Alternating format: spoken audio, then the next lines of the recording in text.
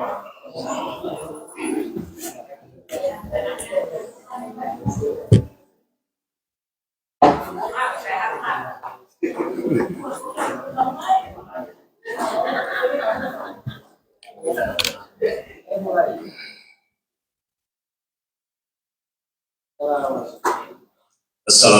warahmatullahi wabarakatuh. Selamat sore, selamat datang. Yang kami muliakan. Pada sore hari ini kita kedatangan Ustadz dari Indonesia, Ustadz Abu Fida, yang akan bersama-sama kita mengisi kajian pada sore hari ini tentang yang bertemakan 8 nasihat kehidupan. Untuk mempererat hubungan kita dengan Ustadz Abu Fida, sebelumnya saya bacakan sedikit biografi beliau. Beliau berasal dari Bandung, Jawa Barat, betul ya Ustaz? Tinggalnya di Bandung sekarang.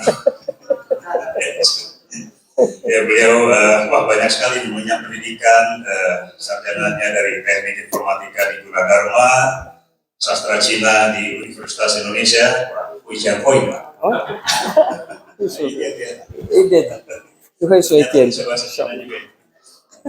S1 dari Tarbiyah Perguruan Tinggi Ilmu Al-Quran Jakarta, dan S2-nya dari International Business Management University of Groningen, S2 juga dari Tafsir PTIQ Jakarta, dan S3 Ilmu Al-Quran dan Tafsir PTIQ Jakarta juga.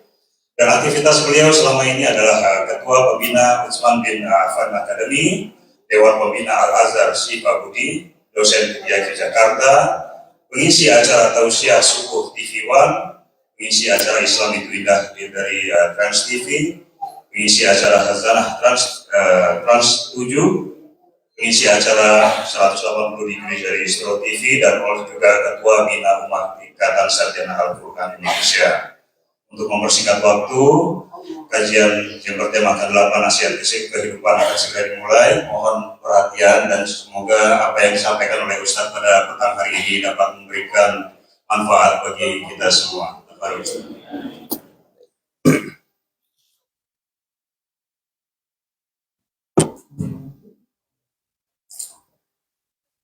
Bismillahirrahmanirrahim. Assalamualaikum warahmatullahi wabarakatuh.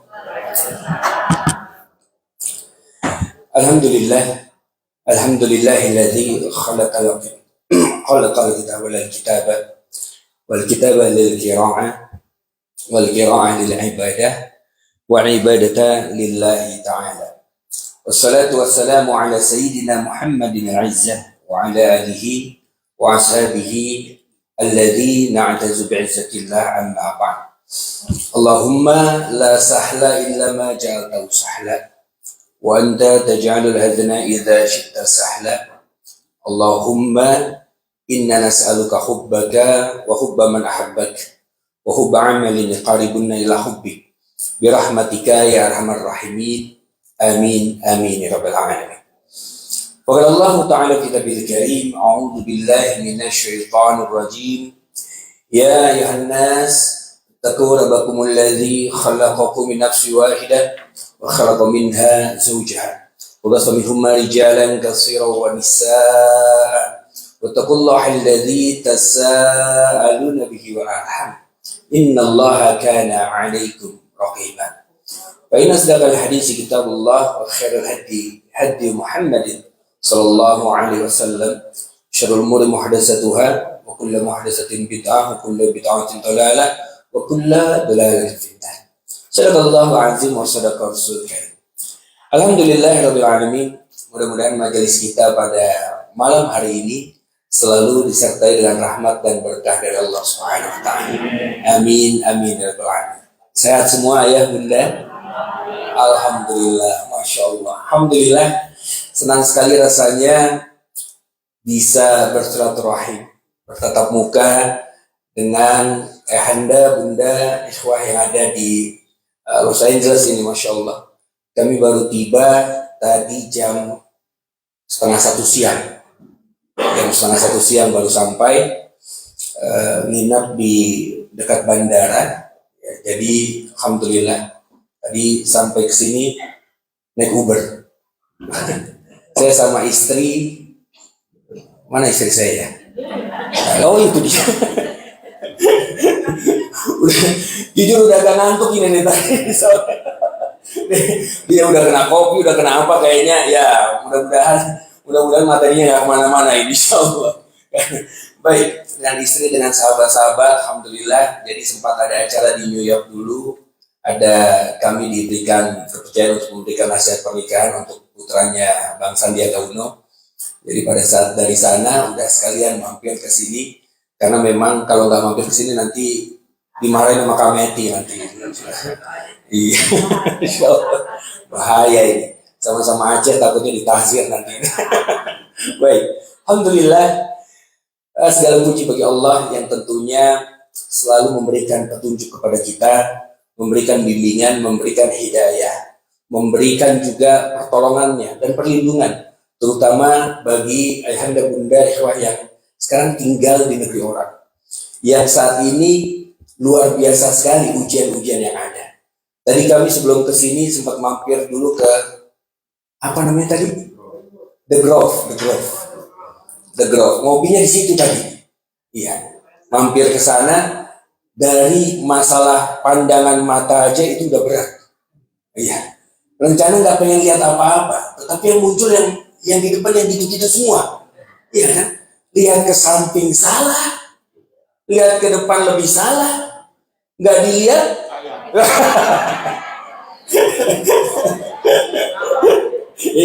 Ya Allah. Iya, mana jalan sama istri lagi kan jadi masalah, Pak. Itu udah serba salah udah semuanya itu. Itu merupakan suatu tantangan yang luar biasa. Baru dari tatapan mata saja. Bagi semua yang tinggal di sini, apabila bisa menjaganya dengan baik, itu sudah pahala semua. Allah perintahkan kepada kita untuk yang laki-laki ada di dalam surat An-Nur ayat 30. Qul lil mu'minin yaghuddu min absarihim. Katakan pada laki-laki yang beriman, jaga pandangannya. Jaga pandangan. Nah di sini untuk jaga pandangan saya sudah berat. Perjuangan. Subhanallah, perjuangan. Karena memang ya jarang-jarang ada di Indonesia begitu. Apalagi kan kita jarang-jarang pemandangannya seperti itu begitu. Ya tadi itu gak dilihat sayang, dilihat dosa semua. Ya. Itu kayaknya dari tadi saya sambil di mobil, sambil diam, sambil coba merojah. Kenapa? Katanya, kalau lihat yang gitu-gitu, minimal 2-3 ayat hilang gitu. Hilang. Pada saat kita menghafalkan Quran, tiba-tiba mata kita menatap hal-hal yang seperti itu insya Allah hilang itu. Ayat demi ayat. Kami pernah ada peristiwa satu, sebelum kita masuk ke materi ini ya, biar cair dulu suasananya, dan tegang-tegang banget kira-kira. Ya. Pada saat di Jakarta, kami laki ada 3,5 tahun belajar berguru pada Ustadz Dandi Farid Mustafa. Beliau ini lulusan dari Mekah Al-Mukarramah, ya, dikenal dengan Ustadz Abi Maki. Nah kami 3 tahun di tempat beliau, belajar langsung kepada beliau, baik tafsir dan lain-lain. Nah saat itu ada sahabat-sahabat, para ustadz-ustadz yang lain yang juga belajar di sana. Ada yang dari lulusan Al-Azhar, ada di Maghrib, dari Maroko, ada macam-macam. Semua tumpah di sana untuk belajar kepada beliau. Memang beliau ini pengetahuan mengenai tafsirnya itu luas sekali, Masya Allah. Pada saat kami belajar di sana ada 4 orang atau 5 orang. Suatu ketika imam masjid di sana yang sahabat kami juga, beliau dari Ciamis. Beliau tiba-tiba bilang kepada saya, Ustaz, Senayan City itu bentuknya kayak gimana sih? Jadi ada mall Senayan City namanya, gitu ya. Pada saat di sana, beliau tanya, Senayan City itu modelnya kayak gimana?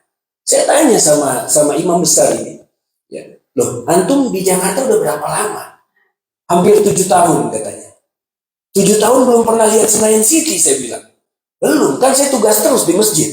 Ya, tugas di masjid, udah gitu ngajar ngaji dan lain-lain, jadi nggak lihat. Wah, saya terpanggil ini. Karena ada rekan seperjuangan yang belum pernah lihat Senayan City. Akhirnya saya bilang, baik, kalau begitu nanti malam insya Allah kita jalan ke sana. Tadi niatnya jalan berduaan. Yang 3 dengar. 3 ustadz-ustadz juga yang lain langsung bilang, Ustaz, kami ikut kalau begitu. Jadi 5 ustadz semua jalan-jalan ke Senayan City. Qadarullah malam Ahad. Wah, ya, yang belakang, udah tahu tuh. Ya, kayaknya malam Ahad di Senayan City kayak gimana bentukannya? Parkir mobil, valet, naik ke atas. Itu subhanallah. Baru kita eskalator pertama. Itu ada 2 akhwat di depan. Ya, memang pakaiannya sopan sampai bawah. Ya, nggak yang mini-mini. Tapi belakangnya punggungnya cowok begitu. Jadi kalau lihat ke atas kan otomatis naik eskalator kan naiknya begitu ya. Jadi pas naik, melihat ke atas, saya langsung astagfirullah. Lah, ya, ini 5 ini yang pergi ustadz semua ini bunda. Ya, jadi pas lihat ke atas, astagfirullah, langsung buang muka. Ada yang ke kanan, ada yang ke kiri, ada yang tatap-tatapan kan begitu ya. Ini menandakan bahwa semuanya lihat. Karena eskalatornya cuma 1 kan begitu kan. Nah, sambil ke atas itu saya ingat. Ini kayaknya kalau lihat-lihat model yang kayak begini, nggak sengaja aja, ini hilang nih hafalan. Akhirnya saya tanya sama imam masjid itu, saya tanya, Ustaz, tadi subuh, antum baca surat apa? Ini bukan ayat, yang saya tanya suratnya. Antum baca surat apa? Saat saya bilang antum baca surat apa, beliau diam sambil nunduk. Astagfirullah, astagfirullah. Surat apa ya? Lihat tuh. Bukan cuma ayat, suratnya lupa, lupa sama sekali. Itu yang lain pun karena pemandangannya sama, akhirnya gak inget. Termasuk saya, padahal kita semua makmum semua itu di belakang beliau. Gak ada yang inget bunda. Mau ke atas, tang, sampai di atas, akhirnya beliau ini langsung narik kita ke samping. Saat narik samping, beliau bilang apa? Kayaknya udah, kita balik aja. Tadi niatnya padahal lantai 1 tawaf dulu. Naik lantai 2 tawaf lagi kan? Pengenalan medan itu namanya. Ya. Tetapi gara-gara judul surat sudah lupa. Akhirnya ada seseorang yang cinta sekali kepada Al-Quran. Yang cinta kepada Allah, cinta kepada Rasulnya, itu memilih untuk tidak melanjutkan perjalanan. Tidak melanjutkan. Karena apa? Ini sudah mulai sembraut otaknya ini. Akhirnya baru naik, kita turun lagi. Mobil masih di depan. Valet malam Ahad kan rame ya. Belum dibawa masuk ke dalam. Ya namanya saya usaha, saya bilang, Pak, saya nggak jadi nih, saya bilang begitu. Karena kan naik turun lagi. Kata orangnya, wah nggak bisa. Udah dimasukin. Oke lah. Kena bayar 50.000. Naik turun lagi. Pas keluar baru kita mau keluar ke jalan besar, tiba-tiba dicolek saya dari belakang. Sama Ustaz ya? Dan katanya, iya kata saya. Ali Imran. Saya bilang udah gak nanyanya tadi. Karena saya sambil nyetir juga udah ingat. Kayaknya Ali Imran nih saya. Dicolek. Ali Imran. Subhanallah. Itu baru punggung cowok. Bayangin berapa hafalan saya hilang tadi itu. Di The Grove.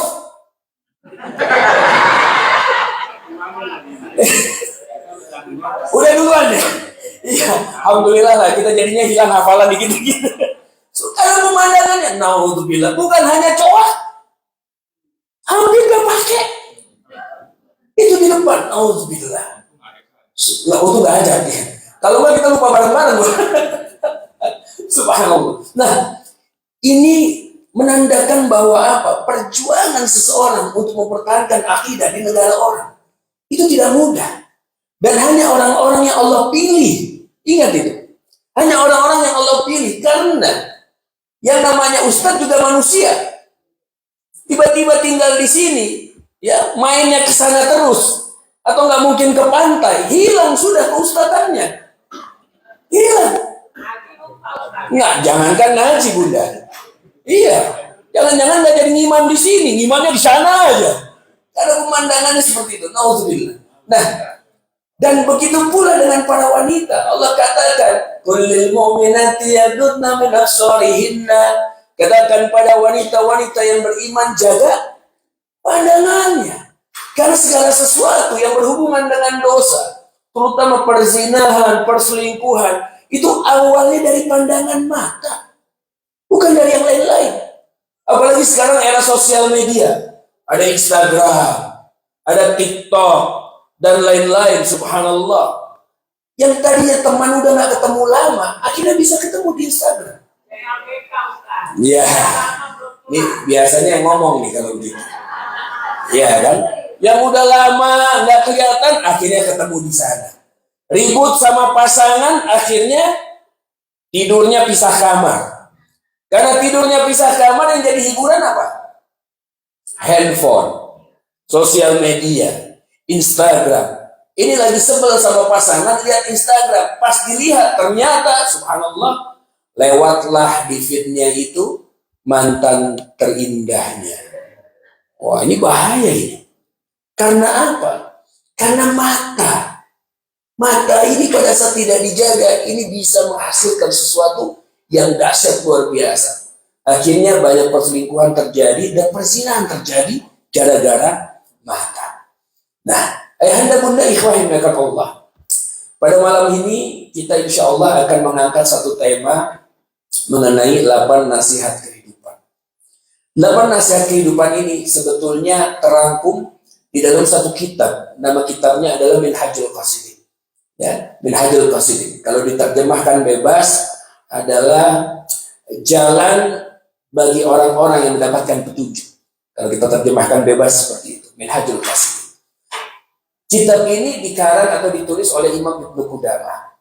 Di halaman ke-21 itu ada percakapan antara dua orang ulama besar. Dua orang ulama besar. Yang mana dua orang ulama ini ya adalah sahabat antara satu dengan yang lain. Yang pertama namanya adalah Asim Al-A'sam. Asim Al-A'sam. Beliau ini adalah mendapatkan gelar Al-A'sam yang tuli. Itu bukan karena telinganya tuli, bukan. Al-A'sam itu maksudnya tuli. Bukan karena telinganya tuli. Tetapi beliau pernah pura-pura tuli. Pada saat ada orang mau menceritakan keburukan orang lain. Nah, ini kebalikan sama kita kadang-kadang.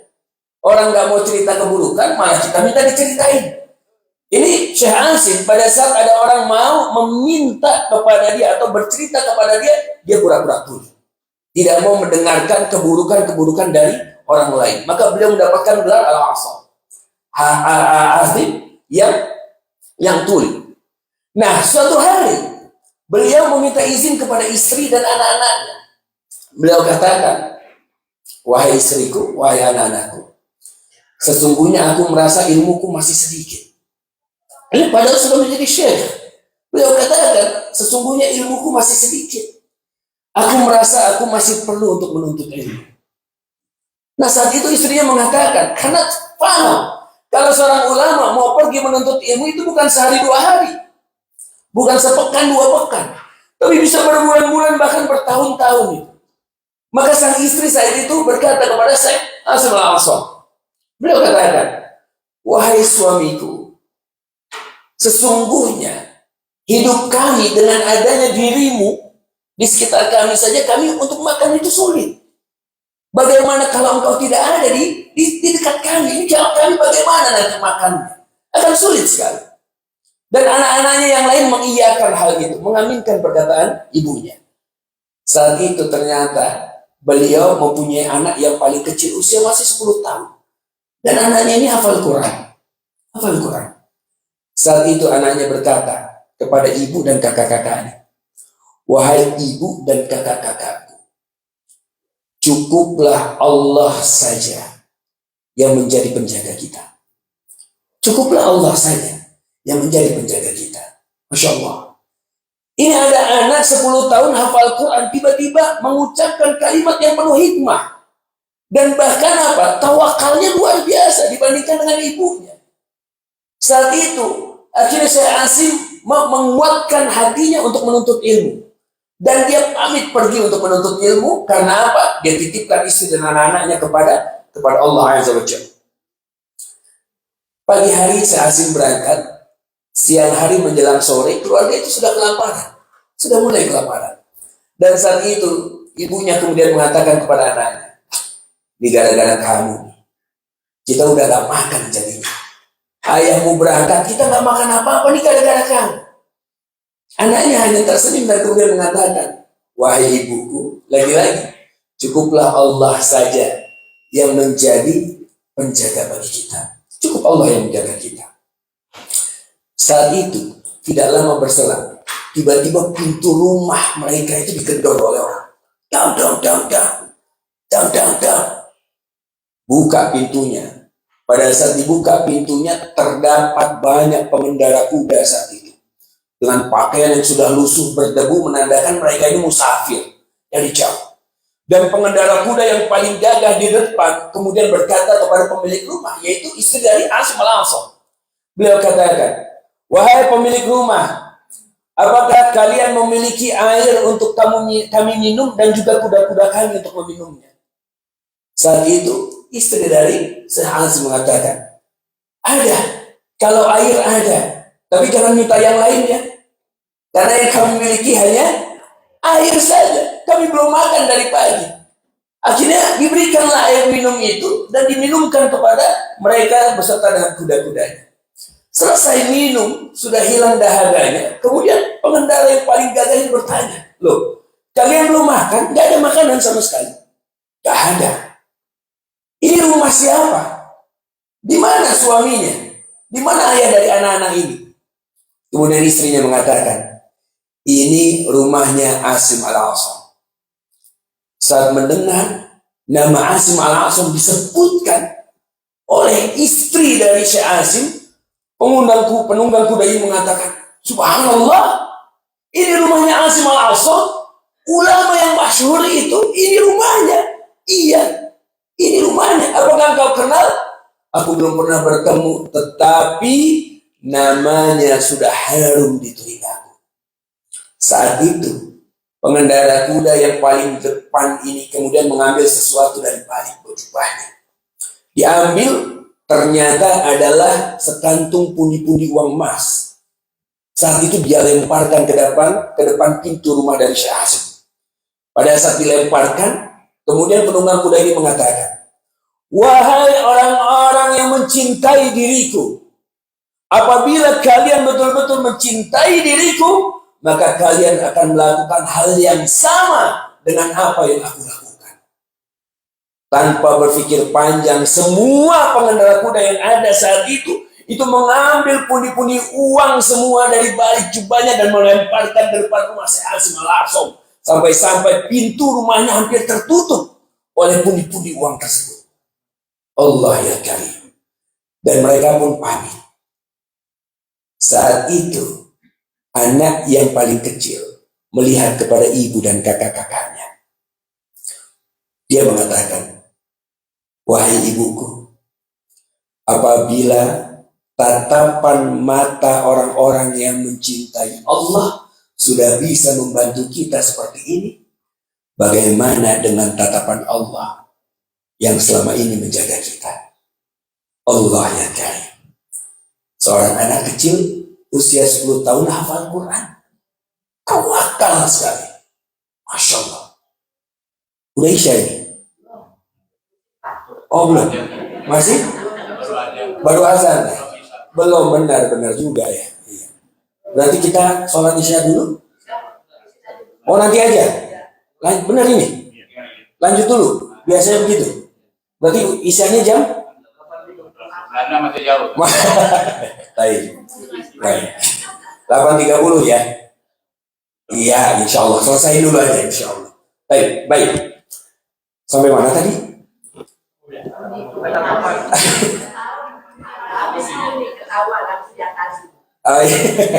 Ketahuan habis lihat tadi ya. Suuzon. Ini ngetes, bunda masih malah apa ngantuk. Ya. Baik. Kita kembali lagi. Kita tinggalkan rumah dari Syekh Asim al-Asam, yang mana dari sana saja kita sudah mendapatkan hikmah yang luar biasa. Syekh Asim al-Asam kemudian pergi untuk bertemu dengan sahabatnya, yaitu Syekh Saqif ya, al-Balkhi dari Balkh. Balkh itu sekarang adalah negara Afghanistan. Jadi Syekh Saqif al-Balkhi ini adalah ulama yang luar biasa. Ulama yang tawadu, ulama besar dari daerah Balkh ya, dari Afghanistan. Nah, Syekh Asim di dalam kitab itu diceritakan beliau mendampingi Syekh Saqif ini sampai 8 tahun. Jadi dari pergi dari mulai rumahnya itu sampai kemudian kisah ini diceritakan sampai itu 8 tahun ayahanda bunda. 8 tahun bukan hanya 1-2 hari. Dan di 8 tahun pengembaraannya bersama dengan Syekh Saqif. Jadi beliau ini mendampingi terus. Yang namanya ulama begitu. Mendampingi. Saat itu kemudian Syekh Saqif bertanya kepada Asim, wahai sahabatku, telah 8 tahun engkau mendampingi diriku. Kira-kira apa saja yang sudah engkau dapatkan dari diriku? 8 tahun engkau mendampingi. Apa saja yang telah engkau dapatkan dari diriku? Kemudian Syekh Asim mengatakan, wahai guruku, aku mendapatkan beberapa hal selama aku mendampingi dirimu sampai saat ini. Yang pertama, kata beliau, yang pertama, aku memperhatikan manusia itu ya memiliki sesuatu yang paling dicintai di dalam hidupnya. Setiap orang pasti punya sesuatu yang paling dia cintai di dalam hidupnya, dan itu berbeda-beda.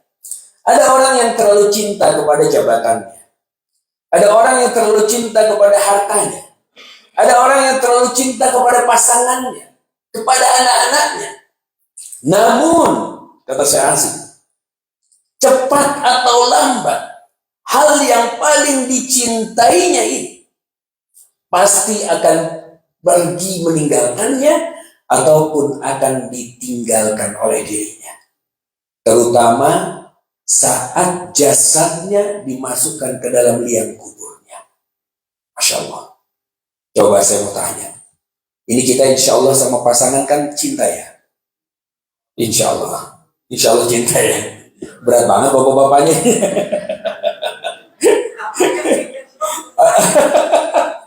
Insya Allah cinta lah pastinya insya Allah ya.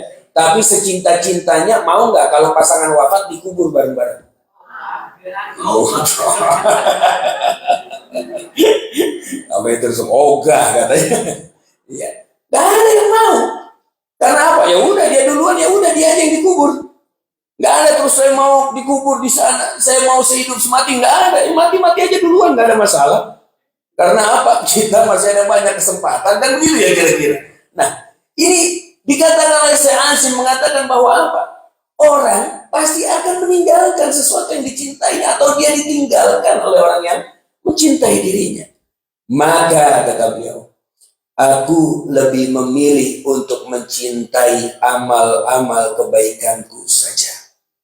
Karena amal-amal kebaikanku itulah yang nantinya akan ikut menemaniku saat aku dimasukkan ke dalam liang kuburku. Masya Allah, ini luar biasa. Satu, bahwa mencintai amal-amal kebaikan itu jauh lebih baik daripada mencintai yang lain-lain. Karena yang lain-lain pasti akan kita tinggalkan. Sebesar apapun rumah kita, sebaik apapun jabatan kita, kalau waktunya sudah sampai, sudah selesai. Dan Allah berfirman, وَلِكُلِّ أُمَّةٍ أَجَلٍ فَإِذَا جَاءَ أَجَلُهُمْ لَيَسْتَأْخِرُونَ سَاعَةً وَلَا يَسْتَقْدِمُونَ, kata Allah. Bahwa yang namanya setiap kaum itu, setiap umat ada batas akhirnya. Kalau batas akhir dia itu ajalnya sudah sampai, nggak bisa dimajukan ataupun dimundurkan walaupun sesaat saja nggak bisa. Langsung saat itu juga malaikat maut nggak bisa dinego. Di dunia ini semua bisa dinego insya Allah. Yang penting dia paham caranya. Tapi malaikat maut nggak bisa. Saat ini dia ambil. Karena coba lihat ayahanda bunda, orang yang jauh lebih kuat dari kita mati juga. Orang yang jauh lebih kaya dari kita mati juga. Orang yang lebih dari kita semuanya mati juga. Karena setiap orang itu yang bernyawa itu pasti akan mati. Kullu nafsin dha'iqatul maut. Semua yang bernyawa, semua yang hidup itu pasti akan mati. Dan itu adalah keniscayaan dan kepastian. Sukses di dunia belum tentu. Walaupun udah mati-matian mengejarnya. Ya, kaya di dunia belum tentu. Karena semua itu Allah sudah tetapkan. Sebelum kita dilahirkan, bahkan masih di dalam perut ibu kita, Allah sudah tetapkan itu. Ya, maka yang pasti adalah kematian. Sehingga beliau Syekh Azim, Masya Allah, dengan cerdas yang mengatakan, aku memilih mencintai amal-amal baik. Karena amal-amal baik itu untuk diriku, bukan untuk yang lain-lain. In ahsantum li anfusikum wa in asatum falaha. Yang kebaikan yang kita lakukan itu adalah buahnya untuk kita juga. Dan keburukan yang kita lakukan sebaliknya itu pun akan kepada kita juga. Maka cintailah amal-amal yang baik dibandingkan dengan yang lain. Ini yang pertama. Kemudian nasihat yang kedua, beliau mengatakan, aku mengamati ayat di dalam Al-Quran dalam surat An-Nazi'at. Ya. Beliau katakan, Allah berfirman, wa nahan nafsa 'anil hawa. Di dalam surat An-Nazi'at. Orang itu cenderung untuk melepas hawa nafsunya, syahwatnya. Hawa nafsu itu macam-macam. Ada yang dengan barang-barang, ada orang ya kalau lewat toko tas nggak mampir, itu kayaknya badannya bisa gemeteran. Apalagi tasnya, waduh, ya apa namanya yang bermerek, udah gitu 70% lagi sale. Wah, udah, ya kan? Subhanallah. Kalau pergi ke New Jersey itu ya, kalau nggak salah ya, daerahnya ya, Woodbury itu. Oh, kalau dari sana kira-kira mau pada belanja nggak itu? Belanja, lihat, tang.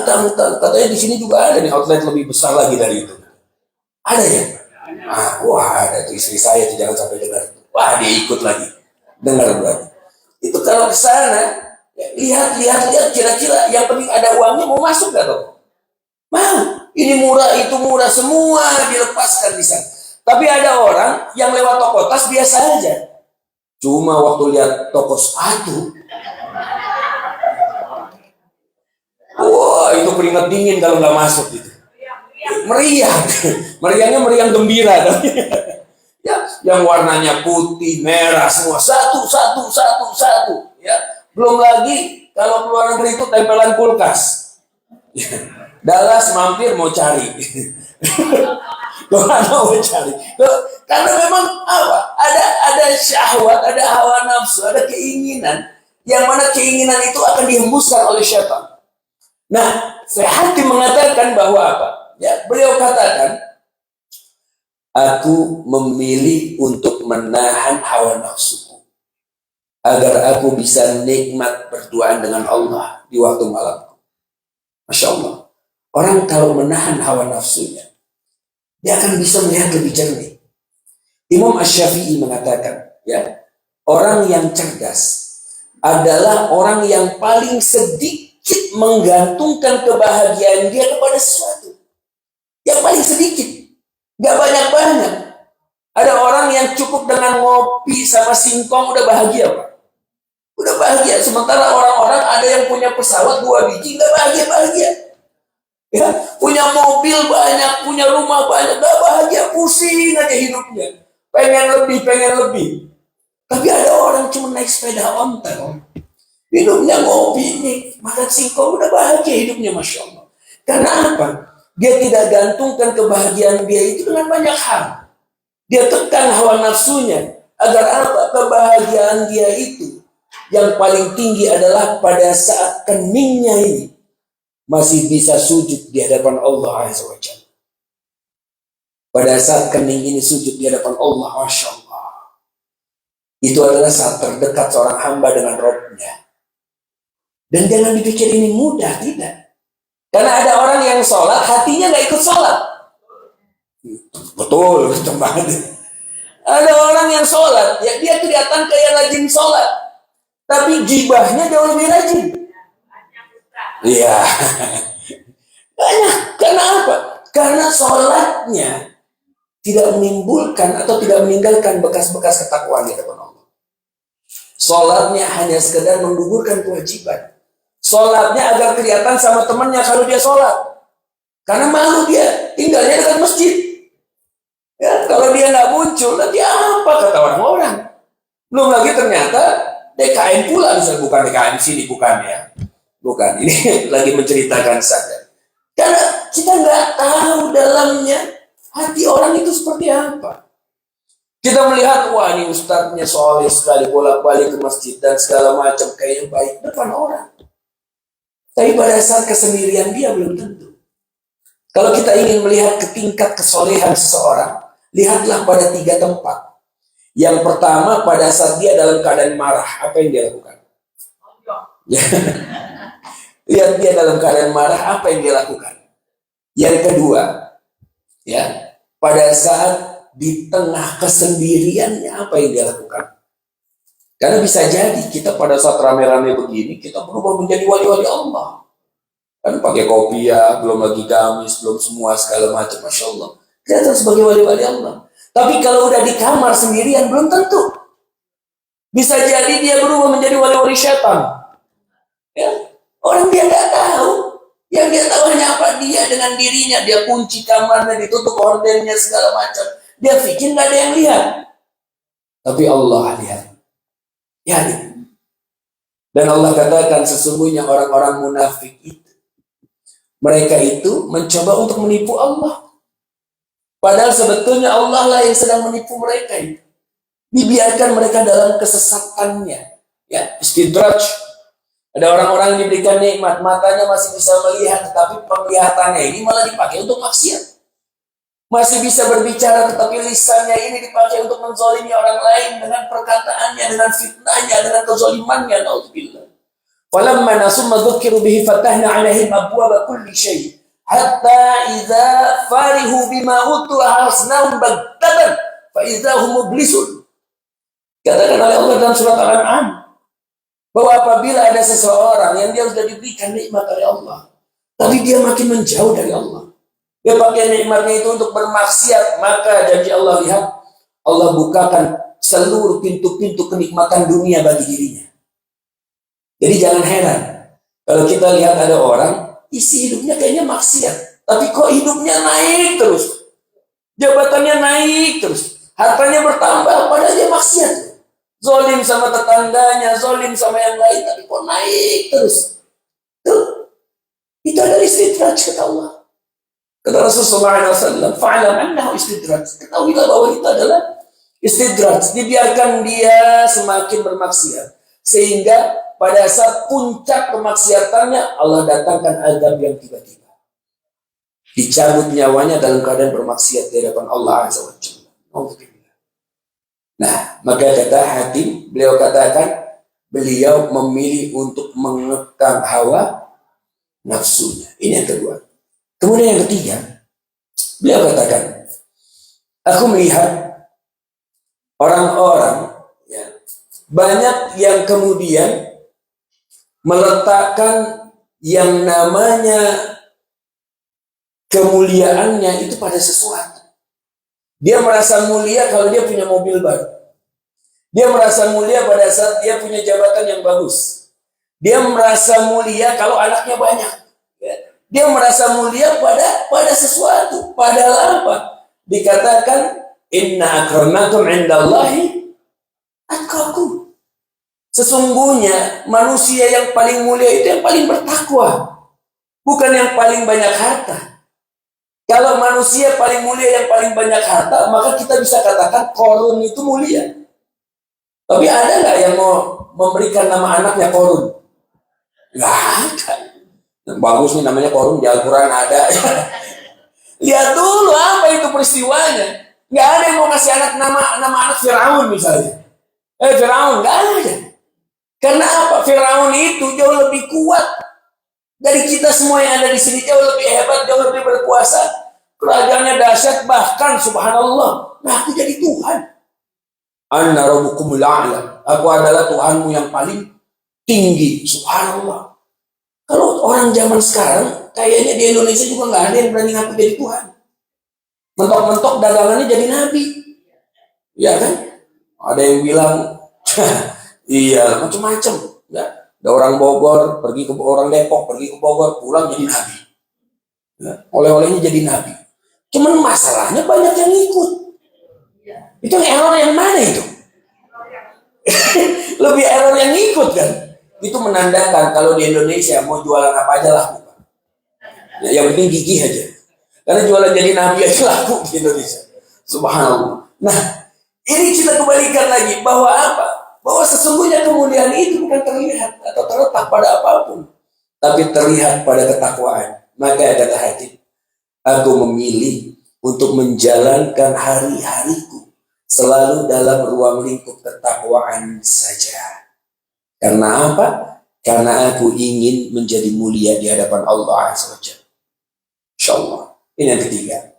Kemudian yang keempat, beliau katakan, aku melihat manusia itu memiliki sesuatu yang paling berharga di dalam hidupnya. Ada yang paling berharga.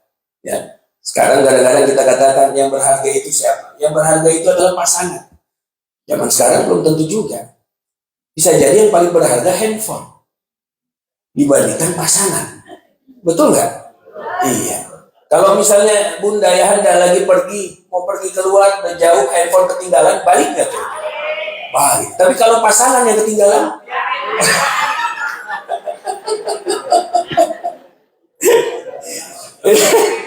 ini menandakan mana yang lebih berharga. Karena semua ada di situ semua, subhanallah ya. Saking berharganya itu diproteksinya luar biasa. Udah password, muka, jempol, macam-macam itu kan. Ya. Saking dia ngerasa ini saking amat berharganya, subhanallah. Nah, Hatim kemudian mengatakan, aku amati firman Allah di dalam surat An-Nahl. Allah berfirman, ya, ma'indakum yanfad wa ma'indallahi baqi. Bahwa apa? Apa-apa yang ada di sisi kalian itu akan sirna. Apa-apa yang ada di sisi kalian itu akan sirna. Dan apa-apa yang ada di sisi Allah itulah yang akan kekal. Maka kata hati, aku memilih pada saat memiliki sesuatu yang berharga pada diriku, aku segera menyerahkan itu di jalan Allah. Karena hal itulah yang akan kekal di sisi Allah. Allah ya kan. Ini yang keempat. Kemudian yang kelima, beliau katakan, aku melihat manusia terkadang iri terhadap kehidupan orang lain. Iya, iri terhadap apa-apa yang dimiliki oleh orang lain. Padahal Allah berfirman di dalam surat Az-Zukhruf, ya, nahnu qasamna bainahum 'aisyatahum fil hayatid dunya. Kami, kata Allah, ya, telah ciptakan, telah tentukan kehidupan manusia itu masing-masing. Kehidupan manusia masing-masing. Maka buat apa iri antara satu dengan yang lain? Karena kehidupan orang tidak akan pernah bisa menjadi kehidupan kita. Dan kehidupan kita tidak akan pernah bisa dimiliki oleh orang lain. Maka buat apa iri terhadap penghidupan orang lain? Subhanallah. Namun pada kenyataannya banyak orang yang iri terhadap kehidupan orang lain. Sampai-sampai saking irinya akhirnya bermusuhan. Saling menjatuhkan, saling menjelekkan, saling melontarkan fitnah. Subhanallah. Ya, dan bahkan apa? Bahkan dia ini betul-betul menjadi orang yang hasad. Kalau udah hasad, ini tanda bahwa hatinya sudah dikuasai oleh syaitan. Hasad itu asalnya dari syaitan. Ya, hasad ini penyakit hati yang paling tua, yang paling pertama kali muncul. Dulu pada saat Allah ciptakan jin dan malaikat dan jin, semua taat kepada Allah. Semua taat. Tapi pada saat Nabi Adam alaihissalam saat diciptakan, ternyata subhanallah, akhirnya dia menjadi apa? Menjadi hasad. Keluar yang namanya iri dan dengki terhadap satu makhluk. Karena dia iri dan dengki, ya, akhirnya apa? Allah buka aibnya itu. Allah bongkar bahwa di balik ketaatannya, di balik yang namanya ketaatan yang dia lakukan kepada Allah, ternyata hatinya bermasalah. Hatinya bermasalah. Nah, oleh karena itu, lihat kepada hati kita, jangan sampai bermasalah. Kalau hati kita bermasalah, ibadah kita pasti bermasalah. Karena ibadah itu hakikatnya adalah ibadah hati, bukan fisik. Yang kita lihat sholat itu bagaikan ibadah fisik, naik haji bagaikan ibadah fisik. Tidak. Ibadah fisik kita kuat seperti apapun, saat hati kita tidak terlibat, Allah tidak akan terima. Dan bahkan Rasulullah SAW mengatakan, ya, beliau bersabda, umatku di akhir zaman itu banyak yang pergi haji, banyak. namun sedikit sekali yang hajinya diterima oleh Allah Subhanahu wa taala. Subhanallah. Naik haji berbondong-bondong, kita lihat makin banyak aja jamaah haji. Banyak. Tetapi yang ada di sana ngapain? Selfie lah, sambil tawaf live lah, ya kan? Subhanallah, masya Allah, wah, subhanallah. Dibayangkan ini gimana ceritanya? Yang di Padang Arafah live lah, Padang Arafah sibuk lah, nunjukin kanan kiri. Padahal saat itu Allah menunggu dia untuk memohon ampun kepada Allah. Tapi dia tidak lakukan. Karena apa? Hatinya bermasalah. Hatinya bermasalah. Ini yang kelima. Kemudian yang keenam. Hati mengatakan, aku melihat ya bahwa manusia ini terkadang menjadikan manusia lain sebagai musuh. Padahal Allah berfirman di dalam surat Fatir, Inna syaitana lakum aduun fattakhizuhu aduwan. Sesungguhnya setan itu adalah musuh bagi kalian. Maka jadikanlah setan saja yang jadi musuh. Manusia jangan. Tetangga jangan. Teman-teman satu perjuangan di masjid ini jangan dijadiin musuh. Ya, kenceng banget ibu-ibunya. Karena terkadang apa? Ya, pada saat ya namanya kita bersosialisasi, gesekan itu pasti ada. Ya, permasalahan atau beda pemahaman itu pasti ada. Sekarang rame lagi di Indonesia juga rame, maulid nggak maulid. Oh, rame aja.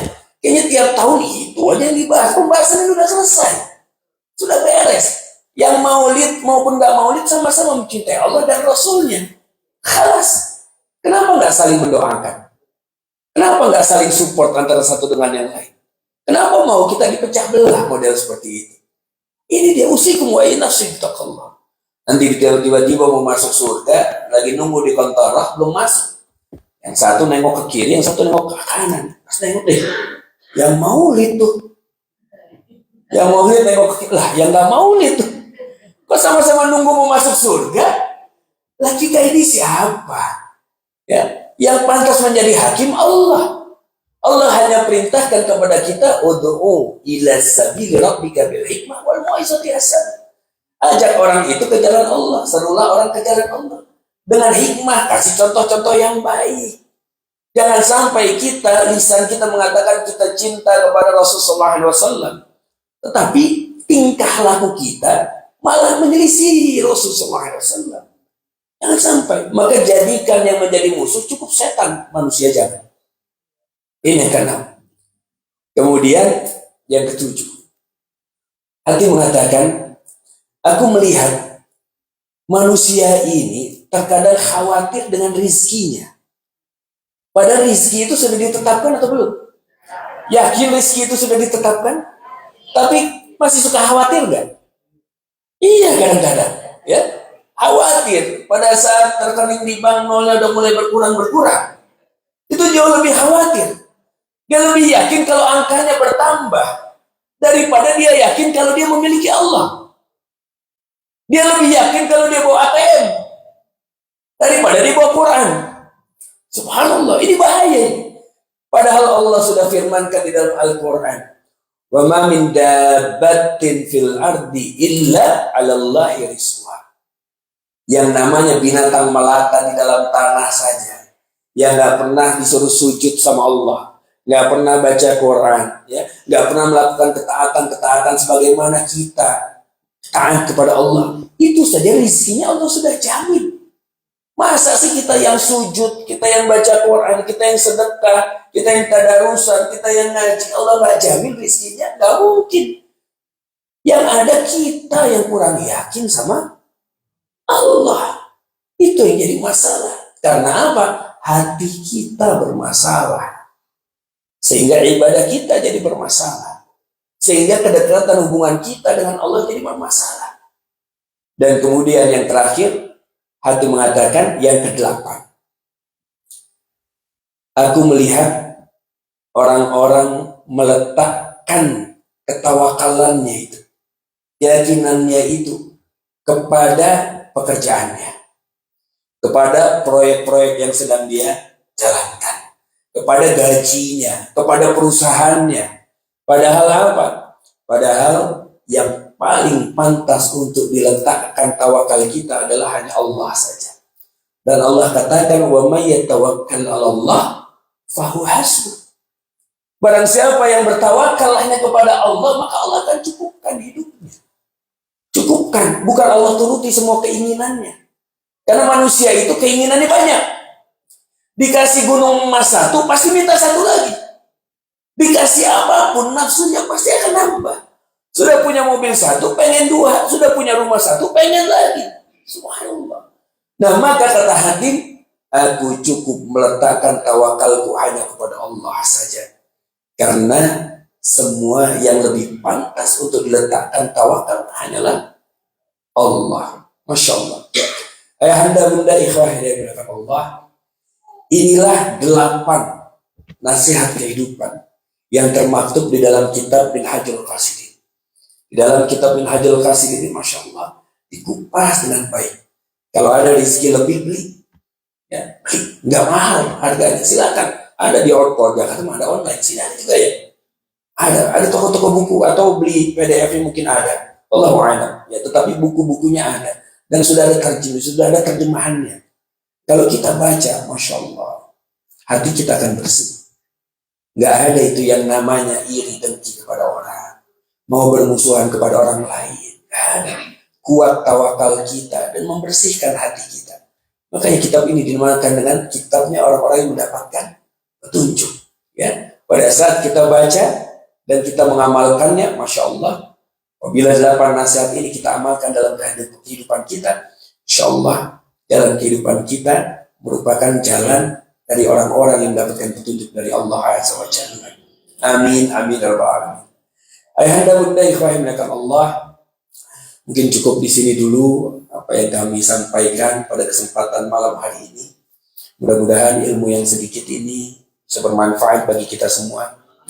Mohon maaf apabila ada kata-kata yang kurang berkenan atau perbedaan pemahaman atau kekeliruan dalam penyampaian. Kami mohon dibukakan pintu maaf yang sebesar-besarnya. Jazakumullah khair. Ala husni istimaikum lakum minni al-hubb wa du'a. Assalamualaikum warahmatullahi wabarakatuh.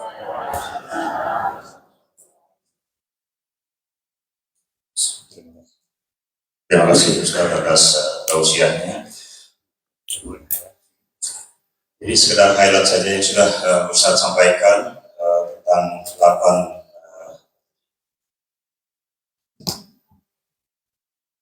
8 nasihat kehidupan. Jadi secara garis besarnya Ustaz menyampaikan bahwasanya cinta terhadap amal kebaikan adalah yang paling baik yang dibawa ke liang kubur. Selanjutnya menahan hawa nafsu supaya bisa menikmat berduaan bersama Allah. Orang yang berbahagia adalah yang paling sedikit menggantungkan diri kepada sesuatu. Kita bisa melihat sifat manusia pada saat dia marah dan di tengah kesendiriannya. Kemuliaan bisa terlihat pada ketakwaan, bukan pada sesuatu.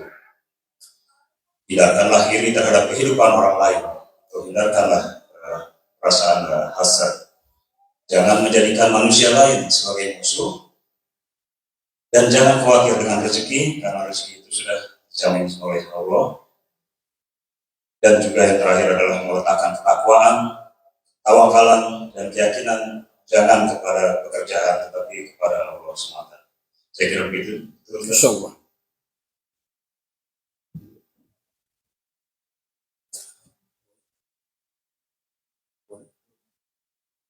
Sampai sini apakah ada pertanyaan mungkin yang bisa di KMT, ada yang mau ditanyakan? Ada banyak. Wah, ya. Assalamualaikum Ustaz. Waalaikumsalam. Ustaz sehat? Alhamdulillah, kami sehat. Alhamdulillah. Saya mau tanya Ustaz ya. Umur tahun aja ditawain Ustaz ya.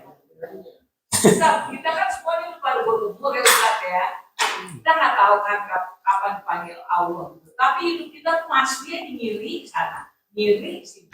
Gimana cara kita tuh terima gitu? Kadang-kadang tuh hati belum terima, boleh kan berantem ya Ustaz. Jadi gimana Ustaz? Karena nunggu Ustaz yang kompas tuh susah gitu kan. tolong nasihat Ustaz. Baik, subhanallah. Saya ngomongin dulu Ustaz, padahal saya udah baik sih ya. Bukan Ustaz, ya susah orang aja kalau bilang. Subhanallah, ini adalah unsur kesukuan ini. Ya, baik, Bismillahirrahmanirrahim. Rasulullah SAW bersabda, ya, bahkan di dalam surat Al-Hujurat, Allah firmankan, apakah kalian senang untuk kemudian memakan bangkai dari saudara kalian sendiri? Bangkai binatang aja kita nggak mau makan, apalagi bangkai saudara kita sendiri. Ya. Ini apabila di dalam suatu tempat, ternyata di tempat itu penuh dengan iri, dengki, ibah satu dengan yang lain. Alhamdulillah. Ya. Allah berfirman di dalam ayat lain. Allah katakan begini. Walau ana ahlal qura amanu wattaqau lafatahna alaihim barakatin minas samai wal ardh. Apabila di satu tempat, satu daerah, satu lingkungan di mana di dalamnya terdapat orang-orang yang beriman dan bertakwa, maka kata Allah, Allah akan bukakan pintu-pintu keberkahan langit dan bumi bagi tempat itu. Ini ada dua kondisi yang saya ingin sampaikan. Ada kondisi pertama, ada kondisi kedua. Kondisi pertama adalah di dalamnya lingkungan ini ternyata buruk. Banyak orang yang saling iri dengan satu dengan yang lain, saling kemudian memfitnah antara satu dengan yang lain, menzolimi dengan lisannya. Nggak takut sama Allah. Ya, yang tadinya tempat ini sudah baik.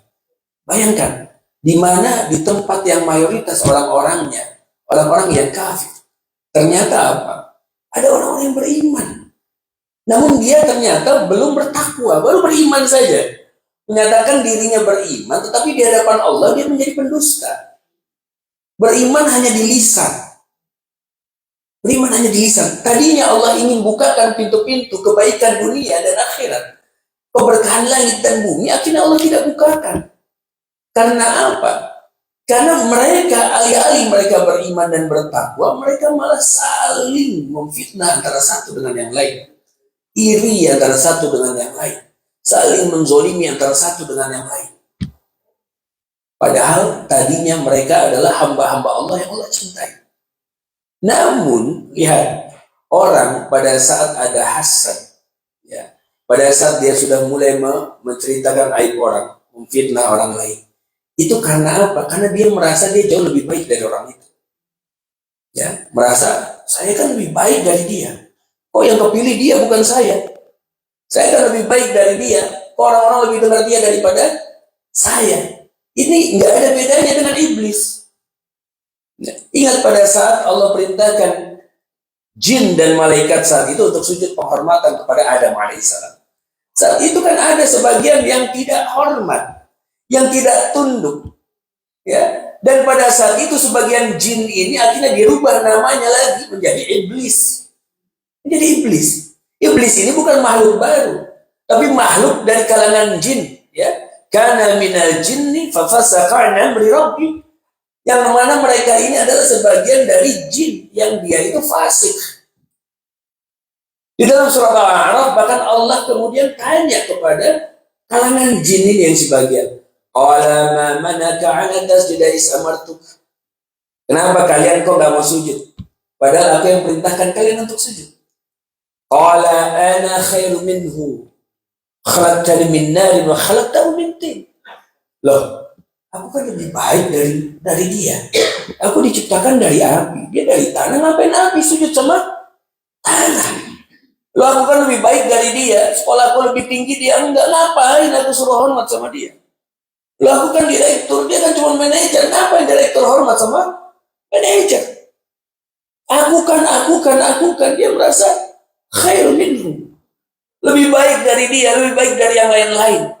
Dan penyakit ini itu menghinggapi banyak orang dan bahkan orang yang berilmu sekalipun. Ada satu ustadz merasa ilmunya jauh lebih tinggi dari ustadz yang lain, sehingga nggak mau dengar pada saat dinasihati. Sehingga loh, saya kan profesor, ngapain dengar doktor? Ngapain apalagi S1 ini, ngapain dengar? Nauzubillah. Apakah dia akan dipanggil dengan gelar profesor doktornya? Enggak. Di hadapan Allah dia hanya akan dipanggil dengan nama dan bin ayahnya atau binti ayahnya, khalas. Dan dia bertanggungjawabkan semuanya. Ini bayangkan. Ayahanda bunda, kita ibadah saja kepada Allah tanpa ada kemudian zalim kepada orang.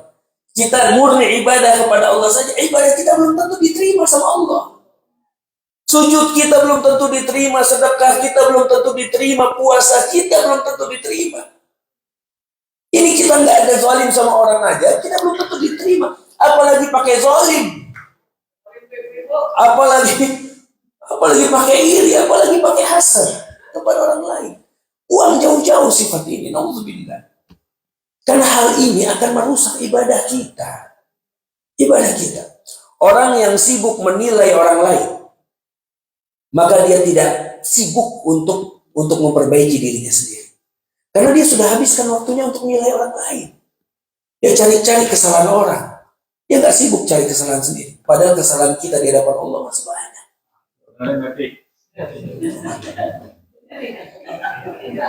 Baca Al-Quran kita masih begitu. Al-Fatihah kita masih perlu diperbaiki. Subhanallah. Nah maka bagaimana kalau tadi ditanyakan sama kami, nasihati, nggak pantas saya untuk menasihati sebetulnya. Namun hanya untuk mengingatkan saja bahwa Anda bunda ikhwan, kita ini semua bersaudara. Saudara seiman itu jauh lebih kuat daripada saudara-saudara yang nggak seiman. Ya, kita nggak tahu siapa yang masuk surga duluan. Bisa-bisa nanti bunda-bunda ya Anda yang masuk duluan. Tiba-tiba dia lihat temannya belum ada, dia cari. Mana teman saya di LA ini? Jamaah Masjid At-Tahir yang belum masuk, belum kelihatan nih. Kenapa? Oh dia banyak ngomong. Di depan orang baik, di belakang tajam lidahnya. Akhirnya karena dia kasihan, jangan ya Allah, gara-gara dia saya jadi ngaji, gara-gara dia saya jadi mau ke masjid, tolong ya Allah keluarkan dia. Kita nggak tahu siapa akan beri syafaat kepada kita. Nah kalau kita banyak musuhnya, siapa yang mau ngasih kita syafaat? Kasihan dia ya Allah. Oh jangan, kalau dia mah udah biarin, pendem aja ya Allah, pendem. Subhanallah. Satu musuh terlalu banyak bagi kita. 1000 sahabat masih sedikit. Maka jauhi sifat ini. Dan ingat, inna syaitanan lakum aduwwun fattakhizuhu aduwwan. Sesungguhnya setan itu musuh.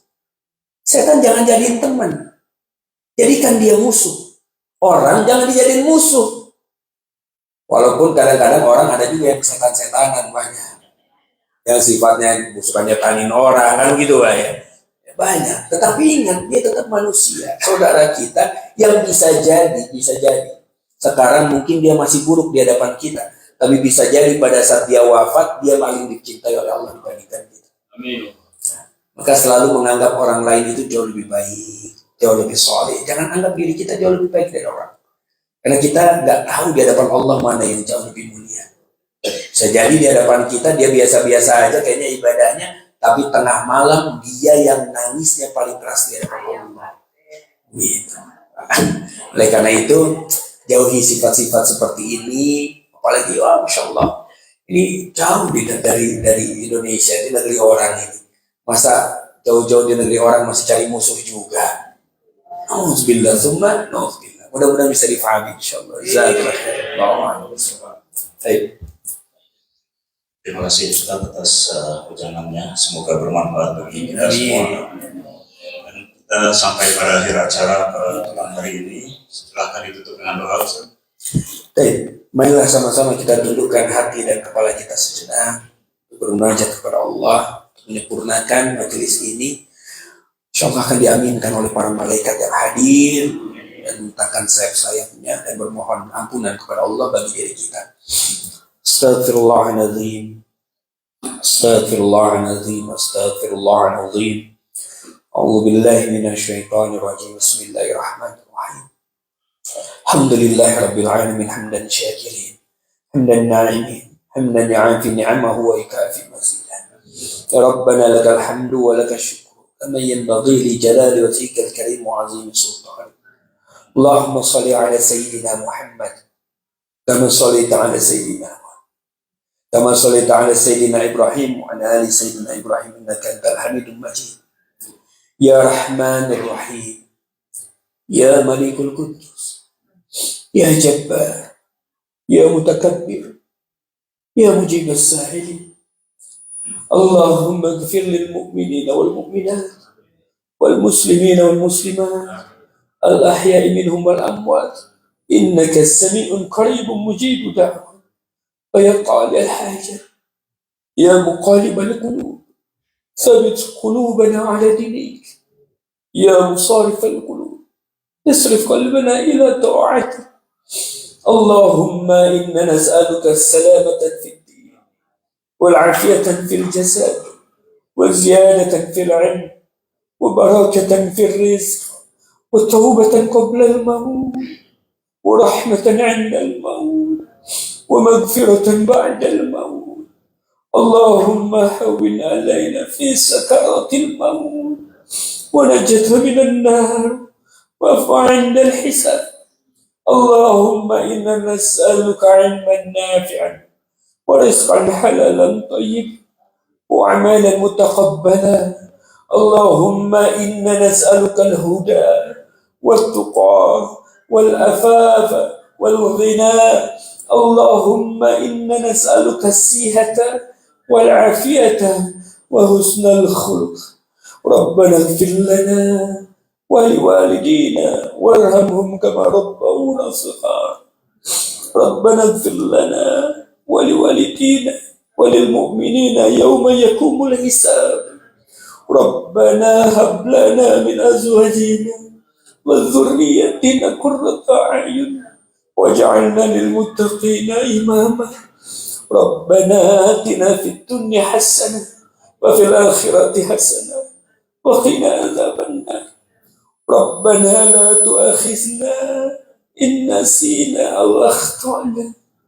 ربنا ولا تحمل علينا إصرا كما حملته على الذين من قبلنا.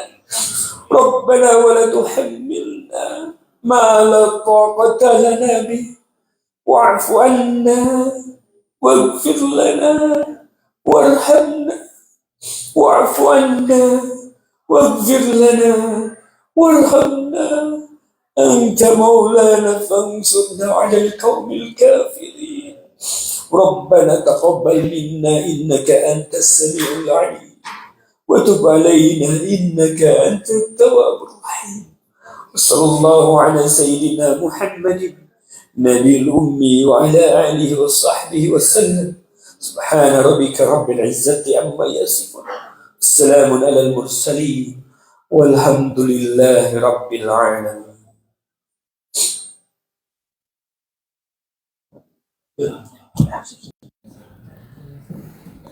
Fajar prayer still 6 o'clock. Iqomah 6 o'clock Fajar prayer. Thank you. Jazakumullah khairan.